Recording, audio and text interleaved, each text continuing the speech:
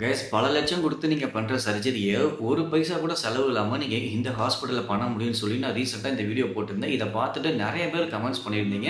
இங்கே வந்து என்னென்ன ட்ரீட்மெண்ட் சர்ஜரினா வந்து ஃப்ரீயாக கிடைக்கும் ப்ரோ, அதே மாதிரி இங்கே நெகட்டிவ் கமெண்ட்ஸும் நிறைய பேர் பண்ணியிருந்தீங்க. ஸோ அதை பற்றின ஃபுல் வீடியோ தான் உங்கள்கிட்ட இன்றைக்கி நான் ஷேர் பண்ண போகிறேன் டீட்டெயிலாக. ஸோ உங்களுக்காகவே நான் வந்து திருச்சியிலேருந்து எகைன் நான் பாண்டிச்சேரி போய் ஜிக்மர் ஹாஸ்பிட்டலில் ஒரு சில விஷயத்தை நான் கேதர் பண்ணிட்டு வந்திருக்கேன். ஸோ வீடியோ ஃபுல்லாக பாருங்கள், உங்களுக்கு கிளியராக புரியும். ஹாய் ஃப்ரெண்ட்ஸ், இன்றைக்கி நம்ம இந்த vlogல பாண்டிச்சேரியில் உள்ள ஜிக்மர் ஹாஸ்பிட்டல் பற்றி தான் கேஸ் டீட்டெயிலாக பார்க்க போகிறோம். லாஸ்ட் டைம் நான் அப்லோட் பண்ண வீடியோ பார்த்து நிறைய பேர் கேட்டு இந்த டவுட்ஸை இந்த வீடியோவில் நான் வந்து கிளியர் பண்ணுறேன். ஸோ ஃபஸ்ட்டு வந்து சர்ஜரி வந்து என்னென்ன சர்ஜரி பண்ணுவாங்க, நம்ம வந்து பே பண்ணணுமா, ரூம் ரெண்ட் உண்டா, அந்த மாதிரி நிறைய பேர் கேட்டிருந்தீங்க. ஸோ ஃபஸ்ட்டு வந்து சர்ஜரி சொல்லிடுறேன். உங்களுக்கு இங்கே வந்து ஹார்ட் சர்ஜரியிலேருந்து kidney transplant, liver transplant, ortho, then வந்து பிரசவம் பார்க்குறதுலேருந்து எல்லாமே உங்களுக்கு வந்து ஃப்ரீ தான். ஈவன் நீங்கள் வந்து ஒரு ஓபி பார்க்குறதுக்கு ஃபீவருக்கு போனீங்கன்னா கூட நீங்கள் மருந்து மாத்திரைக்கு காசு கொடுக்க தேவை. அதே மாதிரியே நீங்கள் காசு பே பண்ணுற மாதிரி ஒரு சில விஷயம் இருக்குது, அதுவும் நான் என்னென்னு சொல்லிடுறேன். இப்போ ஃபார் எக்ஸாம்பிள் நீங்கள் வந்து ஹார்ட் டிசீஸ்க்கு நீங்கள் வந்து அட்மிட் ஆகிறீங்க அப்படின்னா, நீங்கள் வந்து ஏசி ரூமில் போய் அட்மிட் ஆனீங்க அப்படின்னா, அதாவது ஐ மீன் வந்து ஏசி ரூம் கேட்டு நீங்கள் போய் பண்ணீங்க அப்படின்னா உங்களுக்கு வந்து ரெண்ட் சார்ஜ் பண்ணுவாங்க. நான் உங்களுக்கு டீட்டெயிலாக ஆல்ரெடி ஒரு வீடியோ நான் போட்டிருக்கேன். ஸோ இன்னும் உங்களுக்கு டீட்டெயிலாக தெரியுமோ அதையும் நீங்கள் செக் பண்ணி பார்த்துக்கோங்க. அண்ட் நீங்கள் வந்து ரூம் எடுக்கிறீங்க அப்படின்னா, ஏசி ரூம் எடுத்திங்கன்னா உங்களுக்கு வந்து சார்ஜ் உண்டு. பெர் டேக்கு வந்து 500 இல்லாட்டி 750 கிட்ட வரும். நீங்கள் ஜென்ரல் வார்டில் போய் அட்மிட் ஆனீங்க அப்படின்னா உங்களுக்கு வந்து எந்த ஒரு சார்ஜும் கிடையாது. வித் உங்களுக்கு ஃபுட்டும் ஃப்ரீயாக கொடுப்பாங்க. அண்ட் சர்ஜரி வந்து இங்கே ஃப்ரீயானு சொல்லி நிறைய பேர் கேட்டிருந்தீங்க. மெயினாக அந்த கொஸ்டின் தான் கேட்டிங்க. சர்ஜரி வந்து இங்கே கம்ப்ளீட்டாக ஃப்ரீ தான். அதுவும் எஸ்பெஷலி நீங்கள் வந்து ஒரு கேன்சர் பேஷண்ட்டாக இருக்கீங்க, இல்லை ஹார்ட் டிசீஸாக இருக்குது, இல்லை ஒரு மேஜர் சர்ஜரினா எல்லாமே உங்களுக்கு கம்ப்ளீட்டாக இங்கே வந்து ஃப்ரீ தான். ஏதாச்சும் சின்ன சின்ன சர்ஜரி வேணால் மேபி வந்து காஸ்ட் எடுக்கலாம். நான் விசாரித்த வரைக்கும் பார்த்தீங்கன்னா வந்து சர்ஜரி இங்கே வந்து ஃப்ரீன்னு தான் சொல்லியிருக்காங்க.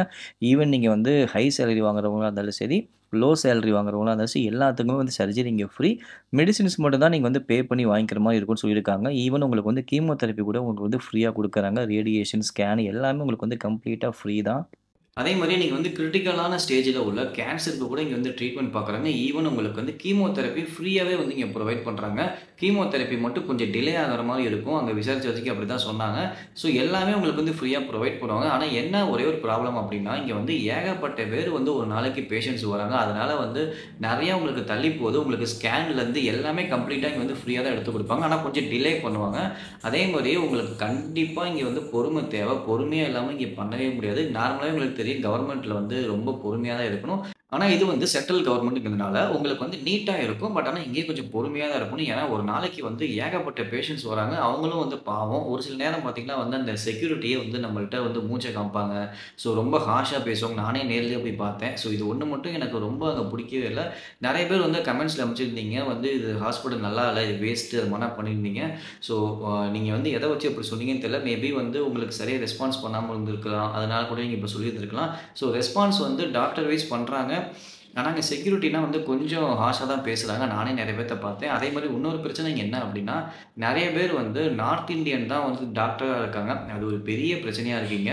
ஸோ வந்து இங்கிலீஷ் பேச தெரியாதவங்க, ஹிந்தி பேச தெரியாதவங்க வந்து எப்படி வந்து அப்ரோச் பண்ணி ட்ரீட்மெண்ட் பண்ணுவாங்க பர்ஃபெக்டாக அப்படின்னு எனக்கு தெரியல. யாருமே வந்து தமிழில் வந்து டிரான்ஸ்லேட் பண்ணுறதுக்கும் பக்கத்தில் இல்லை. ஒரு சில டாக்டர் இருக்கிறது பக்கத்துலேயே வந்து சின்ன டாக்டர் இது மாதிரி இருப்பாங்க. அவங்க வந்து டிரான்ஸ்லேட் பண்ணி சொல்லிடுறாங்க. ஆனால் ஒரு சில பேர்த்துக்கு வந்து என்னன்னே தெரியல.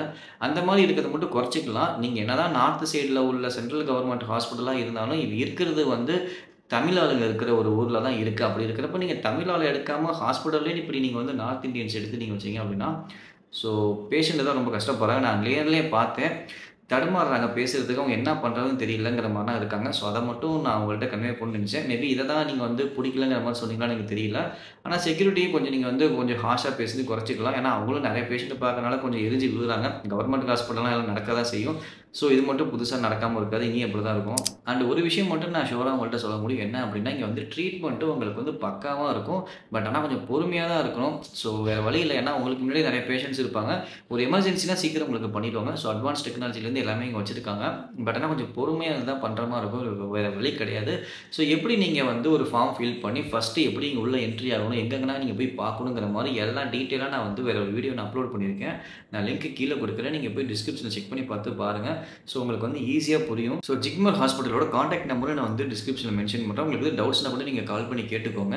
ஸோ நீங்க வந்து ஃபர்ஸ்ட் டைம் போறப்ப பேஷண்ட்ட கூட்டிட்டு தான் போயாகணும். போயிட்டு நீங்க வந்து அட்மிஷன் போட்டுருங்க.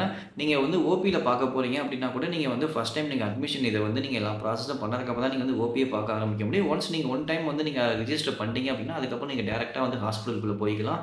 அதுக்கு முன்னாடி வரைக்கும் பார்த்தீங்கன்னா, நீங்க வந்து ஃபர்ஸ்ட் ரிஜிஸ்ட்ரேஷன் பண்ணதுக்கு அப்புறம் தான் நீங்க உள்ளே போ முடியும். அது ஒண்ணு மட்டும் பண்ணிருங்க. அண்ட் நீங்க நார்மலா ஒரு ஃபீவர்லேருந்து எந்த ஒரு ட்ரீட்மெண்ட்டுக்கும் நீங்க வந்து ஒரு ஓபியா போய் பார்க்க போறீங்க அப்படின்னா, உங்களுக்கு வந்து எந்த சார்ஜும் கிடையாது. மெடிசின் கூட நீங்க வந்து ஃப்ரீயா வாங்கிக்க முடியும். அண்ட் சர்ஜரின்னு ஆல்ரெடி சொன்ன மாரி உங்களுக்கு வந்து ஃப்ரீ தான் இங்க. மெடிசின்ஸ் மட்டும் நீங்க காசு குடுத்து பே பண்ணி வாங்குற மாரி இருக்கும். பிரைவேட் ஹாஸ்பிட்டல் போறோம் அப்படின்னா, நம்மளுக்கு வந்து நெறைய காசு செலவாகும். அதே மாரி நம்ம ஈஸியா பார்த்துரலாம். பட் ஆனா வந்து அவங்க எவ்வளோ வந்து காசு நம்மள்ட்ட இருந்து கறப்பாங்கன்னு தெரியாது. ஒரு சில ஹாஸ்பிட்டல் இப்போ வரைக்கும் நல்லா தான் ட்ரீட்மெண்ட் பண்றாங்க. நான் எல்லாத்தையும் சொல்லல. ஆனா ஒரு சில ஹாஸ்பிட்டல்ல வந்து உங்களுக்கே தெரியும் எப்படி இருக்கு அப்படின்ட்டு. ஸோ அத கம்பேர் பண்றப்ப நீங்க இந்த மாரி சென்ட்ரல் கவர்ன்மெண்ட் ஹாஸ்பிட்டல் போறது எனக்கு தெரிஞ்சு பெட்டர் தான். ஸோ கொஞ்சம் ஆனா பொறுமையா இருக்கணும். வேற வழி இல்ல. ஏன்னா வந்து பேஷண்ட்ஸ் அதிகமா இருக்கிறப்ப உங்கள கொஞ்சம் பொறுமையா தான் பார்ப்பாங்க. ஸோ கைஸ் இப்போ உங்களுக்கு ஒரு கிளியரா ஐடியா கிடைச்சிருக்கும். எந்தெந்த ட்ரீட்மெண்ட்லாம் இங்க ஃப்ரீயா கிடைக்கும், என்னென்ன ப்ராப்ளம்லாம் இருக்குங்கிற மாரி எல்லாம் சொல்லியிருக்கேன். ஸோ உங்களுக்கு இதே மீறி உங்களுக்கு டவுட்ஸ் இருந்துச்சு அப்படின்னா கமெண்ட்ஸ்ல சொல்லுங்க. நான் ரிப்ளை பண்றேன். ஜிப்மர் ஹாஸ்பிட்டலோட கான்டாக்ட் நம்பர கீழ மென்ஷன் பண்றேன். அவங்களுக்கு நீங்க கால் பண்ணி உங்களுக்கு எதாவது டவுட்ஸ் இருந்துச்சு அப்படின்னாலும் கேட்டுக்கோங்க.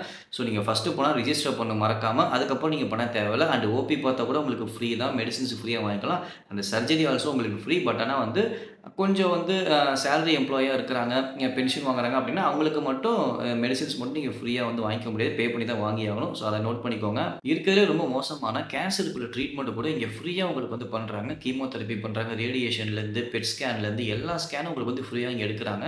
ஸோ நீங்க பிரைவேட்ல போய் கஷ்டப்பட்டு கடன் வாங்கி இப்படி பண்றதுக்கு நீங்க வந்து இங்க போய் பண்ணீங்க அப்படின்னா உங்களுக்கு வந்து காசு மிச்சமாகும். உங்களுக்கு வந்து ஒரு குவாலிட்டி ஆஃப் உங்களுக்கு வந்து ஒரு ட்ரீட்மெண்ட்டும் கிடைக்கும். ஸோ பிரைவேட்லயும் கிடைக்கும். முடியாதவங்க நீங்க மறக்காம இங்க போய் நீங்க செக் பண்ணி பாருங்க. உங்களுக்கு ஒரு பெஸ்ட் ஒரு சொல்யூஷன் கிடைக்குங்க. அண்ட் டாக்டர்ஸ் மட்டும் தான் கொஞ்சம் ஒரு ப்ராப்ளமா இருக்கு. நம்மனா சமாளிச்சுடுவோம். கொஞ்சம் நெறைய பேர் பார்த்தீங்கன்னா, வந்து படிக்காதவங்க, ஸோ இங்கிலீஷ் தெரியாதவங்க தான் வருவாங்க. ஸோ இந்த மாரி வந்து ஃப்ரீயா கிடைக்குது அப்படின்னா, அந்த மாரி அதிகமா வருவாங்க. ஆனா அங்க தமிழ் பேச தெரியாத டாக்டர்ஸ் இருந்தா அதில வந்து என்ன யூஸ் இருக்குன்னு எனக்கு தெரியல. ஸோ அத மட்டும் கொஞ்சம் மாத்திக்கிட்டா கொஞ்சம் பெட்டரா இருக்கும்.